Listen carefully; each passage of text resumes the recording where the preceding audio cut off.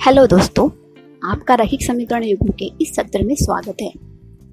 इस सत्र में हम वज्र गुणननिधि द्वारा रैखिक समीकरण युग्म के प्रश्नों को हल करेंगे। यह हमारा प्रश्न है। वज्र गुणननिधि द्वारा रैखिक समीकरण युग्म 2x धन 3y बराबर 46 और 3x धन 5y बराबर 74 को हल करेंगे। इस प्रश्न को हम विशेष चरणों में हल करेंगे। सबसे पहले हम इस प्रश्न को समझेंगे। हमें दो समीकरण दिया गया है और हमें x और y का मान वज्र गुणननिधि द्वारा ज्ञात करना है। हम पहले से ही जानते हैं कि रैखिक समीकरण युग्म को वज्र गुणननिधि से हल करने के लिए हमें इन सूत्रों का उपयोग करना होगा। तो चलिए पहले समीकरण से शुरुआत करते हैं। इस समीकरण को हम 2x धन 3y ऋण 46 बराबर 0 इस तरह से लिख सकते हैं। हमने 46 को बाईं ओर लिया जिससे 46 ऋण 46 हो गया। और दूसरा समीकरण यह है, इसे हम 3x धन 5y ऋण 74 बराबर 0 लिख सकते हैं। उसी प्रकार यहाँ हमने 74 बाईं ओर लिया जिससे यह ऋण 74 हो गया। सूत्र का उपयोग करने के लिए हमें a1 a2 b1 b2 और c1 c2 को मानना पड़ेगा। तो x के गुणक को हम a1 और a2 नाम देंगे। a1 के लिए 2 और a2 के लिए 3 होगा। इस तरह y को b1 b2 नाम दिया और स्थिरांक को c1 c2 नाम दिया है। चलिए a1 a2 b1 b2 और c1 c2 के मान लिखते हैं। जब हम इन मान को सूत्र में रखेंगे तो हमें इस तरह से उत्तर मिलेगा।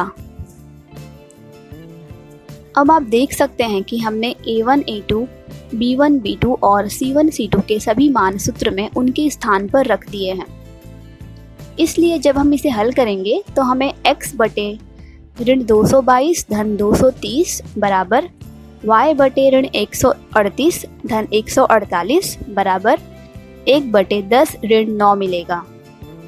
आगे इसे और हल करने पर x बटे 8 बराबर y बटे 10 बराबर 1 बटे 1 मिलेगा। अतः यह तीनों ही पद एक दूसरे के बराबर है।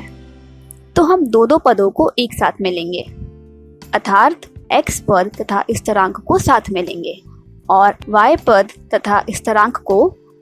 और याद रखिए, इन दोनों पदों को साथ में लेने का कोई उपयोग नहीं है क्योंकि दोनों में ही अज्ञात मान है। इसलिए हमें x और y के लिए कोई भी मान नहीं मिलेगा।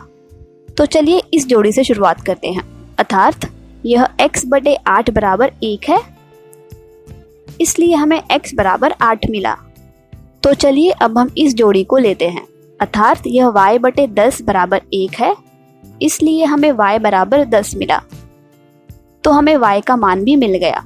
तो दोस्तों, प्रश्न के आधार पर हमें x और y का मान ज्ञात करना था, इसलिए हमारा उत्तर x बराबर 8 और y बराबर 10 है।